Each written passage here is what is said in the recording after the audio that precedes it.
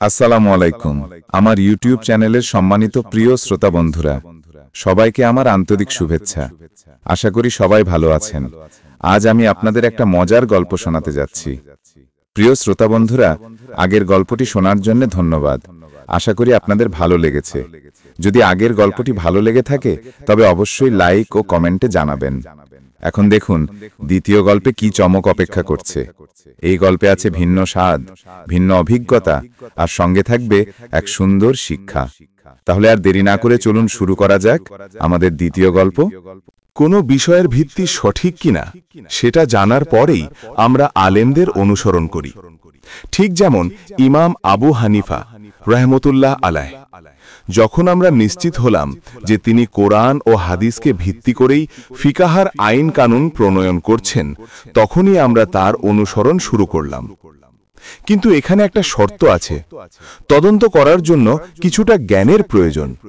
সে জ্ঞান ব্যবহার না করে যদি কেউ অন্ধভাবে অনুকরণ করে, তাহলে সেখানে বিপদের সম্ভাবনা প্রবল। কারণ অন্ধ অনুকরণ শেষমেশ মানুষকে ধ্বংসের দিকে নিয়ে যায়। এটা ঠিক বানরের অনুকরণের মতো। বানর হলো অনুকরণ প্রিয় জীব। এক নাপিতের খুর বানর চুরি করে নিয়ে পালালো। নাপিত দিশেহারা, কিভাবে খোঁটা উদ্ধার করবে। মনটা তার চিন্তায় অস্থির, বুক ধরফর করছে।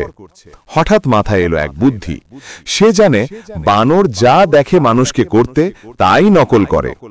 তাই নাপিত আরেকটা খুর বের করল। নিজের নাকের উপর আলতোভাবে সতর্ক ভঙ্গিতে ধার বাঁচিয়ে হালকা একটা পোঁচ দিল। বানর চোখ বড় বড় করে তাকিয়ে রইল। এ যেন তার সামনে এক মহান শিক্ষা। আচ্ছা, খুর দিয়ে এমনটাই করতে হয়? কিন্তু বুদ্ধি তো নেই তার মাথায়।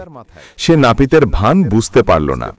তৎক্ষণাৎ নিজের নাকে জোরে খুর চালালো। রক্ত ঝরতে লাগলো।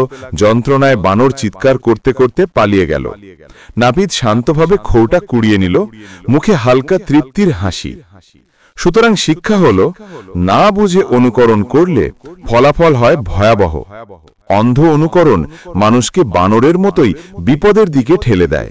প্রিয় শ্রোতা বন্ধুরা, আজকের গল্প এখানেই শেষ হলো। আশা করি গল্প থেকে আপনারা আনন্দের পাশাপাশি একটি শিক্ষা পেয়েছেন। আপনাদের মতামত আমাদের জন্য অত্যন্ত গুরুত্বপূর্ণ, তাই অবশ্যই কমেন্টে জানাবেন কেমন লাগলো। চ্যানেলটি সাবস্ক্রাইব করতে এবং নতুন গল্পের আপডেট পেতে পাশে থাকুন। ধন্যবাদ।